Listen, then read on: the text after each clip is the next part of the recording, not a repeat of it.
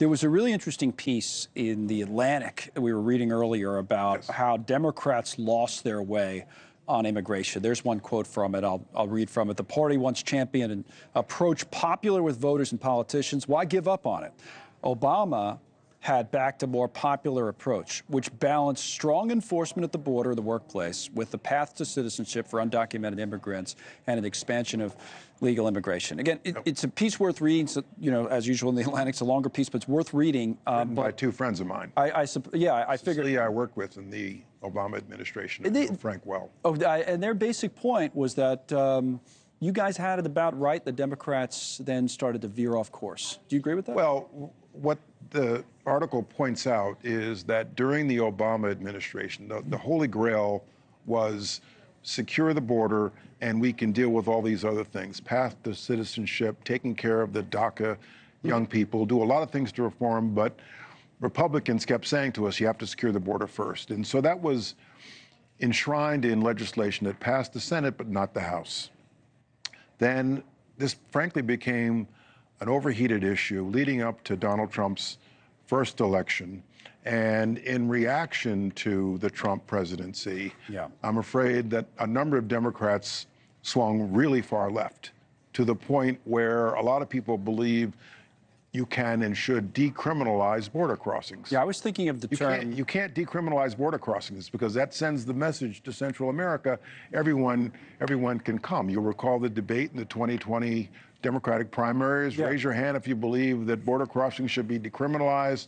And a number of candidates raised their hand. That's where the politics of the Democratic Party was at the time, and now that you've seen this swing back the other direction. But it was because, and you brought this up, the reaction to Trump. I was thinking of the term that, you know, the Trump folks sometimes use, Trump derangement syndrome, where, you know, everything Trump says. And, you know, there's plenty of reasons that Democrats could articulate for being against President Trump when he was president or when he was running. Family separation, I get it. For example. But every single policy, that he's advocated for, they were just their reflex was to be against it. And it seems like there's a price to pay over the long term, because then you don't think through things sometimes.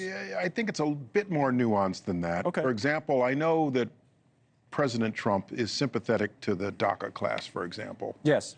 And as part of this new renewed effort, why not move to the center a little bit and take care of comprehensive immigration reform? As long as your base is solid, and his base is solid, try to bring some Democrats along to do something really great, wholesale, comprehensive for immigration reform. He's politically in a position to do that. He has the leverage, in other words. He has the leverage right now at this moment in this Congress, while he has both houses of Congress. And there are a great number of Democrats who I believe would go along with strengthening our border security if we can do some other things to reform this broken system. So you think he will do that? I mean, I'd like to see him do that. And you know, he would have legitimate bragging rights. I did something that the Democrats couldn't do. Right. And so take advantage of the moment. Because that was a very popular, DACA or the Dreamers, that was doing something about these people who've been brought to the country when they were young children. That was very popular, bipartisan. The DACA class is a remarkable class of people. I have met DACA recipients at Yale Law School. For example, in Georgetown Law School. Well, great American stories. They're great, they're de facto Americans. They know no other country except this one. They couldn't speak the language of the country where they were born if they were deported back, for example. But Democrats lost kind of the authority to speak on that to some extent by being against some of these other policies, especially early in the Biden administration. Is that fair? I mean, the way they handled it early wasn't. I think there's blame to go around. So, for example, a crucial moment in our politics, reflective of our politics.